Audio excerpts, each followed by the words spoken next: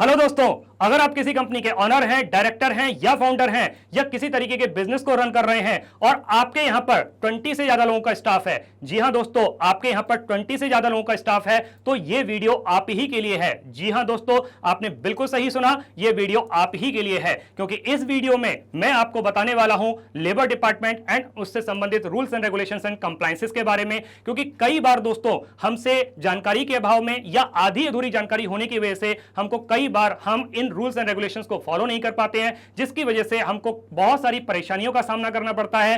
कई बार हमको financial losses भी होते हैं और हमको पेनल्टीज भी पे करनी पड़ती हैं। तो इन सारी समस्याओं को समाधान के लिए, इन सारी समस्याओं से समाधान के लिए, इन सारी समस्याओं का निपटारा करने के लिए आप मेरे इस वीडियो को अंत तक जरूर देखिएगा। दोस्तों, इससे पुराने वीडियोस के अंदर मैं आपको डिटेल में point two point equal remuneration act के बारे में पूरा जानकारी दे चुका हूं, बारीक से बारीक जानकारी दे चुका हूं। आज के इस वीडियो में जो हम बात करने वाले हैं MP shop and establishment act 1958 के रूल 22 के बारे में पूरा डिटेल में बात करने वाले हैं। दोस्तों, तो समझते हैं कि ये जो रूल 22 है हमसे कौन से रूल्स एंड रेगुलेशंस को फॉलो करने के लिए कहता है। दोस्तों, इससे पुराने वीडियोस के अंदर भी मैं आपको बता चुका हूं कि जब लेबर डिपार्टमेंट के अधिकारी आपके ऑफिस का सर्वे करने आते हैं तो वो 6 एक्ट के अकॉर्डिंग आपके ऑफिस का सर्वे करते हैं। एक बार फिर से दोस्तों मैं आप लोगों के लिए बता देता हूं कि कौन कौन से वो एक्ट हैं जिसके अकॉर्डिंग वो लेबर डिपार्टमेंट के इंस्पेक्टर्स आपके ऑफिस का इंस्पेक्शन करेंगे। नंबर 1 पर वो इंस्पेक्शन करते हैं इक्वल रेम्यूनरेशन एक्ट के बारे में।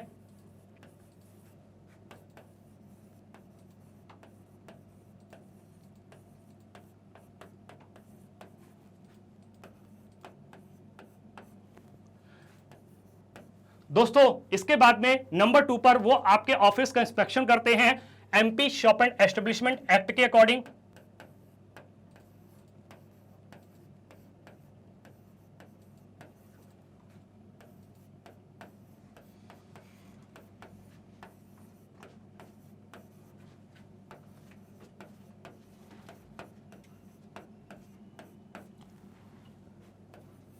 नंबर 3 पर दोस्तों वो आपके ऑफिस का इंस्पेक्शन करते हैं बोनस एक्ट के अकॉर्डिंग।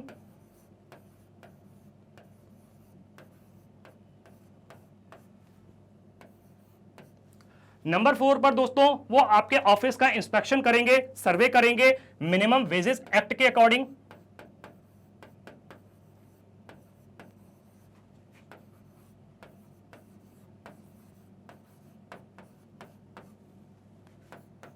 नंबर 5 पर दोस्तों वो आपके ऑफिस का इंस्पेक्शन करेंगे मैटरनिटी बेनिफिट एक्ट के according.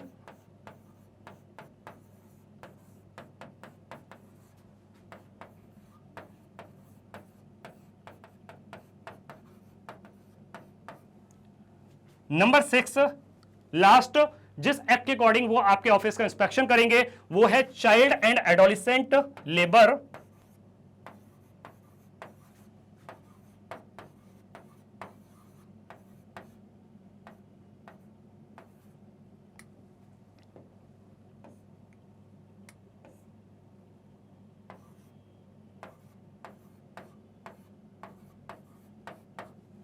Child and adolescent labour regulation and prohibition act.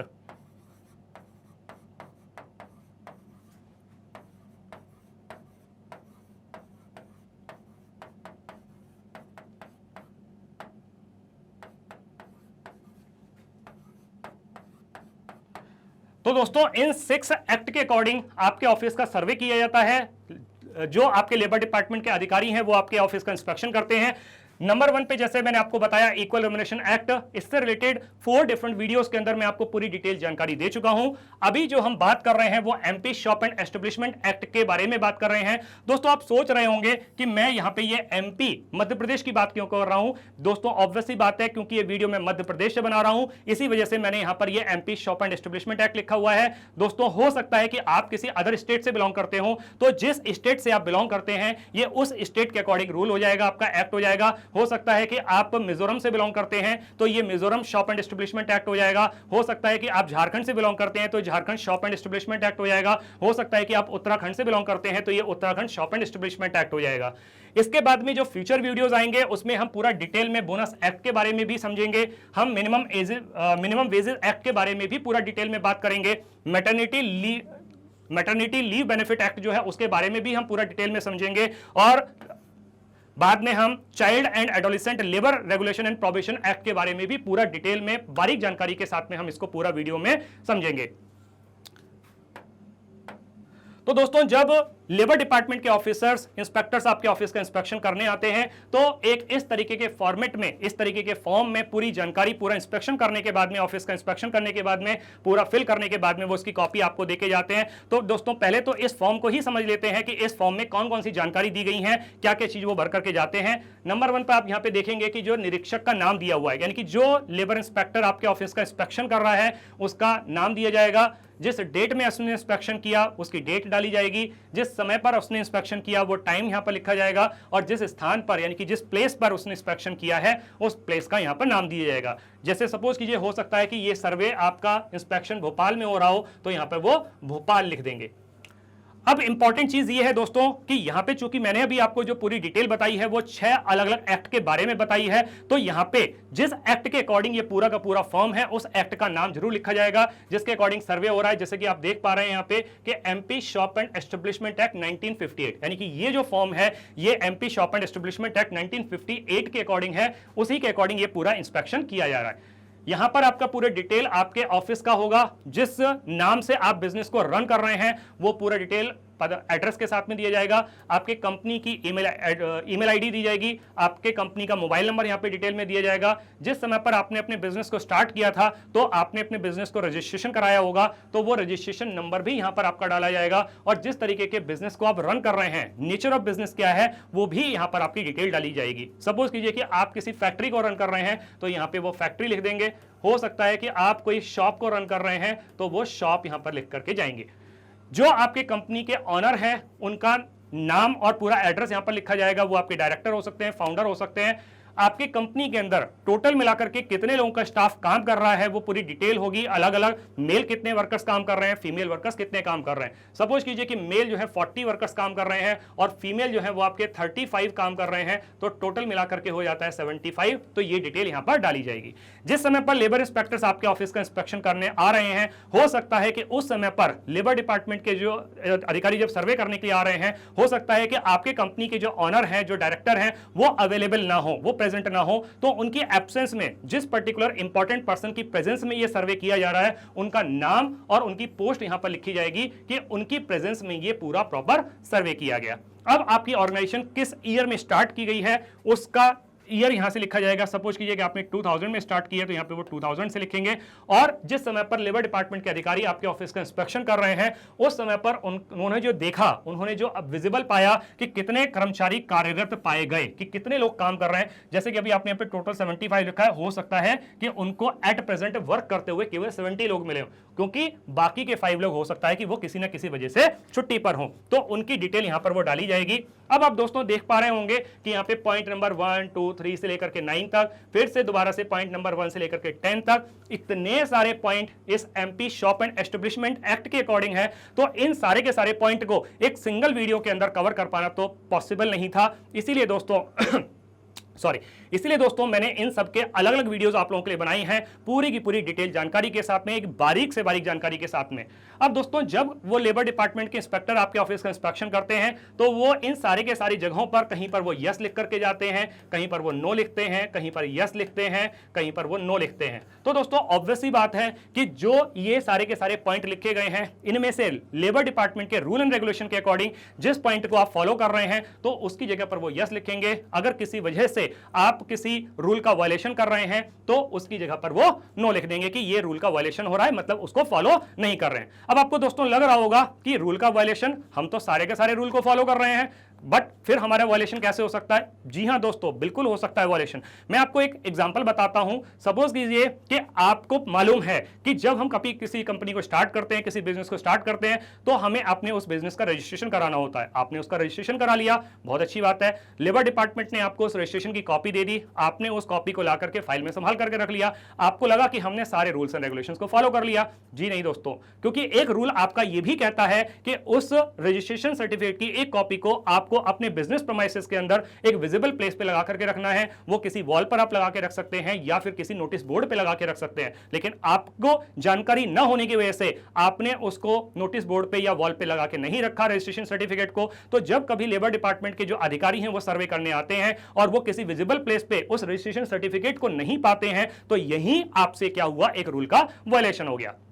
तो दोस्तों इसीलिए ये सारे के सारे पॉइंट के अकॉर्डिंग एक एक पॉइंट को समझना जरूरी है, हमें किस किस रूल को फॉलो करना जरूरी है और कैसे कैसे हम उस रूल को फॉलो करेंगे। तो इसीलिए मैं ये सारी के सारी वीडियोस के अंदर ये पूरी की पूरी डिटेल जानकारी आपको देने की कोशिश कर रहा हूं। तो यहां पे दोस्तों आज के इस वीडियो के अंदर हम जो बात कर रहे हैं, हम नियम 20 रूल 2 के अकॉर्डिंग हम यहां पे बात कर रहे हैं, इसको हम पूरा डिटेल में समझेंगे। ये पूरा फॉर्म कंप्लीट करने के बाद में जो ऑफिसर, जो इंस्पेक्टर ने सर्वे किया, उसके सिग्नेचर यहां पर होंगे, आपकी कंपनी की एक सील भी लगवाई जाएगी और जिस पर्टिकुलर पर्सन के प्रेजेंस में, जो मैनेजर है उनकी प्रेजेंस में सर्वे किया गया था, उनके सिग्नेचर भी यहां पे किए जाएंगे। एक और इंपॉर्टेंट चीज जो दोस्तों, उपरोक्तानुसार उल्लंघन के संबंध में, यानी कि अगर किसी वजह से आपकी ऑर्गेनाइजेशन के द्वारा किसी रूल का वायलेशन हो गया है तो उसके क्लैरिफिकेशन के लिए आपकी ऑर्गेनाइजेशन को एक पर्टिकुलर टाइम दिया जाएगा। सपोज कीजिए कि वो 7 डेज का टाइम हो सकता है, 9 डेज का टाइम हो सकता है, 5 डेज का टाइम हो सकता है। तो इतने दिनों के अंदर आपको उस लेबर डिपार्टमेंट के ऑफिस में जाकर के पूरे के पूरे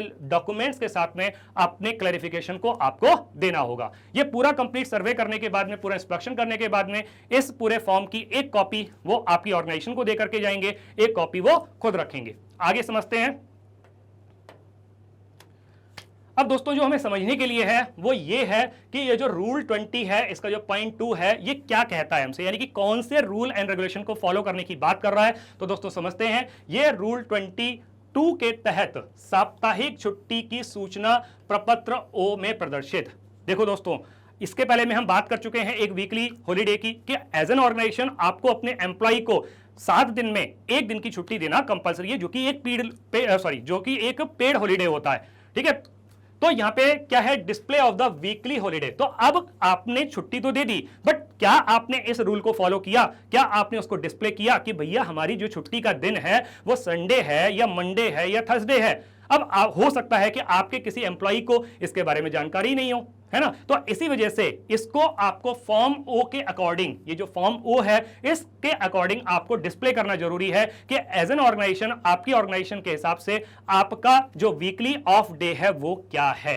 display of the weekly holiday notice in form O as per rule 22। ठीक है, रूल 20 के जो सेक्शन 2 है उसके अकॉर्डिंग आपका ये रूल ये कहता है कि आपको उस वीकली हॉलीडे को आपको डिस्प्ले करना जरूरी है। Explanation, display of the weekly holiday notice in form O. तो दोस्तों ये बहुत इंपॉर्टेंट है। फॉर्म ओ का जो फॉर्मेट है, जो भी मैं आपको later part of this video के अंदर मैं बताऊंगा, उसमें आपको ये डिस्प्ले करना है। Refers to the mandatory practice, ये मैंडेटरी है, ये कंपलसरी है, ये जरूरी है दोस्तों, of an employer in Madhya Pradesh. ठीक है, एमपी के अंदर ये कंपलसरी है, आपके स्टेट में भी डेफिनेटली ये कंपलसरी होगा अगर आप किसी अदर स्टेट को बिलोंग करते हैं। टू प्रोमिनेंटली डिस्प्ले, यानी कि क्लियर कट तरीके से आपको डिस्प्ले करना है a notice on their premises. आप जो बिजनेस प्रमाइसेस है उसके अंदर आपको एक नोटिस लगा के रखना है कि आपका ऑफिस का या जो आपकी बिजनेस है इसका जो वीकली ऑफ डे है वो क्या है, यूजिंग द प्रेस्क्राइब फॉर्म ओ। और आपको उसके लिए यूज करना है फॉर्म ओ। फॉर्म ओ के जो फॉर्मेट है उसी के अकॉर्डिंग आपको उसको डिस्प्ले करना है। क्लियरली स्टेटिंग, क्या बताता है, फिक्स्ड वीकली हॉलीडे डे, जो छुट्टी का दिन है, वीकली ऑफ डे जो है, जो साप्ताहिक छुट्टी है, उसका दिन क्या है, फॉर देयर एम्प्लॉइज, उनके एम्प्लॉइज के लिए, as per rule 22। Rule 20 part 2 के अकॉर्डिंग वो आपको बताना है, Madhya Pradesh shop and establishment act 1958। Insuring, अब ये इंश्योर क्या करता है, ऑल वर्कर्स आर अवेयर। तो ये सिंपल सा ये इंश्योर करता है, इस फॉर्म से क्या पता चलता है कि हर एक वर्कर को, जितने भी वर्कर आपके यहां पे काम कर रहे हैं, हर एक वर्कर को ये जानकारी है कि भैया आपका छुट्टी का दिन जो है वो मंडे है, संडे नहीं है, या आपकी छुट्टी का दिन जो है, साप्ताहिक छुट्टी का दिन वो थर्सडे है, वो आपका संडे नहीं है। यानी कि जो भी हो सकता है वो चूज कर सकते हैं, वो कोई फिक्स नहीं है कि आपको संडे को ही छुट्टी करनी है, वो मंडे से लेकर के संडे तक आप कोई भी दिन चूज कर सकते हैं, बट आपको वो डिस्प्ले करना जरूरी है कि आपका छुट्टी का दिन क्या है, of their designated weekly rest day. अब इसका फॉर्म ओ का जो की पॉइंट्स है वो क्या कहता है, इसका पर्पस क्या है, टू इन्फॉर्म एम्प्लॉइज। तो इसका सीधा पर्पस है कि हमें एम्प्लॉइज को इन्फॉर्म करना है about their designated weekly off day, कि हमें अपने एम्प्लॉइज को यह बताना कंपलसरी है, बताना जरूरी है कि एज एन ऑर्गेनाइजेशन हमारी कंपनी का छुट्टी का दिन क्या है, साप्ताहिक छुट्टी का दिन क्या है, which can be any day. अब ध्यान दीजिएगा दोस्तों, ये कोई कंपल्शन नहीं है कि आप संडे को ही छुट्टी कर सकते हैं, आप किसी भी दिन छुट्टी कर सकते हैं। It could be any day of the week depending on the business needs.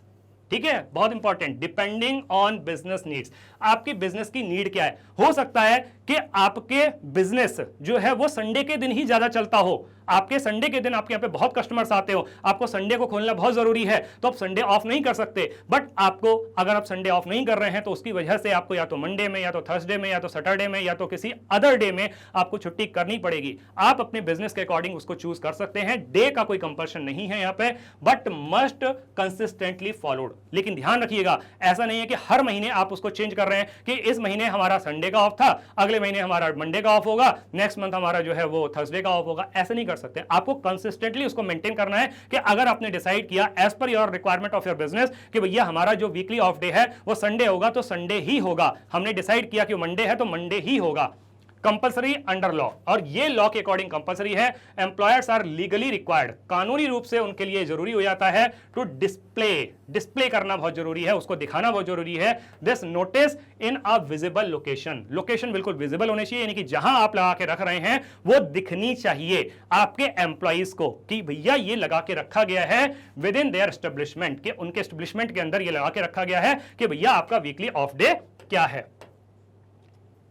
Format क्या है? The notice should be in the standard form O. अब ये जो नोटिस है आपका छुट्टी के बारे में, वीकली ऑफ डे के बारे में, ये फॉर्म ओ के अकॉर्डिंग होना चाहिए, फॉर्म ओ के फॉर्मेट के अकॉर्डिंग होना चाहिए, provided by the MP government. और ये किसने प्रोवाइड किया भैया? एमपी गवर्नमेंट ने किया है, इंक्लूडिंग डिटेल्स। और उसके अंदर क्या डिटेल्स है? लाइक द एस्टेब्लिशमेंट नेम, आपकी कंपनी का नाम क्या है, आपकी कंपनी का एड्रेस क्या है, and the fixed weekly holiday, और आपका जो फिक्स्ड वीकली हॉलीडे है वो क्या है। वो Sunday, Monday, Tuesday, Wednesday, Saturday तक कुछ भी हो सकता है। प्लेसमेंट इंपॉर्टेंट, एक और चीज, प्लेसमेंट क्या कह रहा है? The notice should be displayed in a prominent area, एक बिल्कुल क्लियर कट एरिया में, प्रोमिनेंट एरिया में आपको उसको लगा के रखना है, where all employees can easily see it. मतलब ऐसी जगह होना चाहिए कि जहां पे हर एम्प्लॉय इसको देख सके। ऐसा नहीं है कि किसी गुपचुप किसी कोने में किसी रूम के अंदर आपने उसको लगा के रख दिया और आपके एम्प्लॉय वहां जाते ही नहीं है, तो कैसे दिखेगा उनको? नहीं, आपको एक प्रोमिनेंट प्लेस पे इसको लगा के रखना है। एक और चीज, इंपॉर्टेंट कंसिडरेशंस, यहां पे कुछ कंसिडरेशंस भी हैं जो हम उसको देख सकते हैं। क्या कहते हैं? चेंज इन हॉलीडे, आप इस हॉलीडे को चेंज भी कर सकते हैं। यानी कि अगर आप सपोज कीजिए कि आपका वीकली ऑफ डे संडे चला आ रहा था, बट नाउ आप उसको चेंज करना चाहते हैं तो आप कर सकते हैं। तो बट उसका रूल है, if an employer needs to change, कि अगर किसी एम्प्लॉयर को ऐसा लगता है कि उसे अपने वीकली ऑफ डे को चेंज करना है, they must update the form O, तो उसको ये फॉर्म ओ को अपडेट करना होगा। यानी कि जो फॉर्म ओ है जिसके अंदर पूरी डिटेल जानकारी दी गई है, वीकली ऑफ डे के बारे में बताया गया है, उस फॉर्म को अपडेट करना होगा। Notice and inform employees well in advance, और जितने भी एम्प्लॉइज हैं उनको बहुत टाइम से बताना होगा, टाइमली इन्फॉर्म करना होगा कि भैया हमारा ये वीकली ऑफ डे बदल गया है। यानी कि आज से एक हफ्ते बाद से, जो अगले महीने से या 15 दिन बाद से हमारा वीकली ऑफ डे जो है वो संडे नहीं होकर के अब से मंडे हुआ करेगा। ये आपको इस तरीके से बताना जरूरी है। Compliance with the labour laws क्या कहता है? फेलियर टू डिस्प्ले, यानी कि अगर किसी वजह से आप ये डिस्प्ले नहीं कर पाते हैं तो यहीं आपसे एक रूल का वायलेशन हो जाता है। A form O notice can lead to legal repercussions, तो इसकी वजह से आपको लीगल रिपरकशंस झेलने पड़ सकते हैं। तो ये दिक्कत हो सकती है एज इट इज मैंडेटरी, क्योंकि ये क्या है? ये बात मैंडेटरी है, जरूरी है under the shop and establishment act, क्योंकि ये शॉप एंड एस्टेब्लिशमेंट एक्ट 1958 के अकॉर्डिंग ये कंपलसरी है, मैंडेटरी है, हर एक एम्प्लॉयर को ये करना जरूरी है। मध्य प्रदेश फॉर्म ओ, ठीक है, यहां पे जो फॉर्म ओ एमपी की बात कर रहे हैं, notice of holiday to employees must be visible, ये विजिबल होना चाहिए to the persons to whom it applies, यानी कि जिन लोगों के लिए एप्लीकेबल है। अगर ये एम्प्लॉइज के एप्लीकेबल है तो एम्प्लॉय को दिखना तो चाहिए। आपने लगा तो दिया बट वो एम्प्लॉइज को दिख ही नहीं रहा, कहां लगाया है उनको पता ही नहीं है, चेंज हो गया है, तो फिर उसका क्या फायदा है ना। बिफोर दे सीज वर्क, ठीक है, अपने काम को खत्म करने से पहले, इंपॉर्टेंट चीज बताने जा रहा हूं दोस्तों, ध्यान से सुनिएगा, कि before they cease work on the Saturday, यानी कि जब वो शनिवार को, सैटरडे को जब अपने वर्क को खत्म करते हैं, उससे पहले ही, preceding the first week in which it is it is to take effect. ठीक है, मतलब सीधे सीधे ये कह रहा है कि अगर आप इस वीकली ऑफ डे को आप चेंज कर रहे हैं तो शनिवार का दिन जो है, सैटरडे का दिन है, जो वो खत्म होने से पहले ही आपको, यानी कि शाम को 5 बजे आपका ऑफिस खत्म होता है, तो आपको 3-4 बजे तक ये बताना जरूरी है एम्प्लॉइज को कि भैया अगले हफ्ते से ये वीकली ऑफ डे बदल गया है। ये वीकली ऑफ डे अब संडे को नहीं हुआ करेगा, अब से ये आपका मंडे को हुआ करेगा या थर्सडे को हुआ करेगा, जो भी है। तो ये आपको टाइमली इंफॉर्म करना जरूरी है। इस तरीके का एक फॉर्म ओ है, इसको आपको डिस्प्ले करके रखना है, लगा के रखना है। यहां पर क्या डिटेल दी गई है, नेम ऑफ द एस्टेब्लिशमेंट, आपकी कंपनी का, ऑर्गेनाइजेशन का नाम क्या है, एड्रेस क्या है, ये सारी डिटेल यहां पर लिखी गई हैं। तो यहां पे सीरियल नंबर के अकॉर्डिंग यानी कि पूरी आपकी एम्प्लॉय की डिटेल्स होगी। Day on which holiday allowed, हो सकता है कि आप कुछ 50% एम्प्लॉइज को संडे अलाउ करते हैं, 50% को मंडे अलाउ करते हैं, तो किस किस को किस डे आप अलाउ कर रहे हैं, ये डिटेल आपको यहां पे डाल के रखनी पड़ेगी। यहां पे डेट आ जाएगी, अगर आप किसी तरीके का कोई चेंज कर रहे हैं, ऑल्ट्रेशन कर रहे हैं, आपके एम्प्लॉयर के सिग्नेचर होंगे, सील होगी। यहां पे एक इंपॉर्टेंट नोट दिया गया, this notice should B prominently displayed on premises of the establishment, यानी कि जो आपका बिजनेस प्रेमाइसेस है उसको प्रोमिनेंट प्लेस पे आपको लगा के रखना है। अब यहां पे एक और इंपॉर्टेंट चीज है, weekly holiday of the employees shall ordinarily not to be altered more often than once in 3 month. क्या कह रहा है यहां पे, ये बहुत इंपॉर्टेंट चीज बता दी यहां पे कि 3 महीने में ज्यादा से ज्यादा आप एक बार अपने वीकली ऑफ डे को बदल सकते हैं। ऐसा नहीं है कि हर 15 दिन में या हर महीने आपने अपने वीकली ऑफ डे को चेंज कर लिया। आप कर सकते हैं, ये आपका अधिकार है, आप कर सकते हैं अपने वीकली ऑफ डे को चेंज, बट 3 महीने में एक बार से ज्यादा नहीं कर सकते। मतलब ये 3 महीने का टाइम पीरियड होने के बाद में हम फिर दोबारा से उस डे को चेंज कर सकते हैं। तो ये अपने ऑफिस में बिजनेस प्रेमाइसेस के अंदर आपको उसको लगा के रखना है। तो दोस्तों, ये वीडियो जो मैंने आप लोगों के लिए बनाई है, ये बेस्ट ऑफ माय नॉलेज है, मध्य प्रदेश के रूल एंड रेगुलेशंस के अकॉर्डिंग है, लेबर डिपार्टमेंट के रूल एंड रेगुलेशंस के अकॉर्डिंग है। फिर भी दोस्तों, अगर आप किसी और स्टेट से बिलोंग करते हैं तो दोस्तों मेरी आपसे एक रिक्वेस्ट है, एक सजेशन है कि आप अपने स्टेट के जो लेबर डिपार्टमेंट के अधिकारी हैं उनसे मिल करके इन सारी के सारी डिटेल्स को, सारे के सारे रूल्स एंड रेगुलेशंस को एक बार क्रॉस वेरीफाई जरूर कर लीजिएगा। दोस्तों, इसके अलावा भी अगर आपकी किसी भी तरीके की और कोई क्वेरी रह जाती है तो आप हमको लिखना नहीं भूलिएगा, आप हमको जरूर बताइएगा। आप हमको जो अपनी क्वेरीज हैं वो हमारी ईमेल आईडी legal@public.com पर भेजिएगा। हमारी एक डेडिकेटेड टीम है, आपको हर एक क्वेरी को सॉल्व करने में हमारी डेडिकेटेड टीम पूरी तरीके से आपको हेल्प करेगी और आपकी हर एक क्वेरी को सॉल्व करने की पूरी कोशिश करेगी। तो दोस्तों, आपको यह वीडियो कैसा लगा?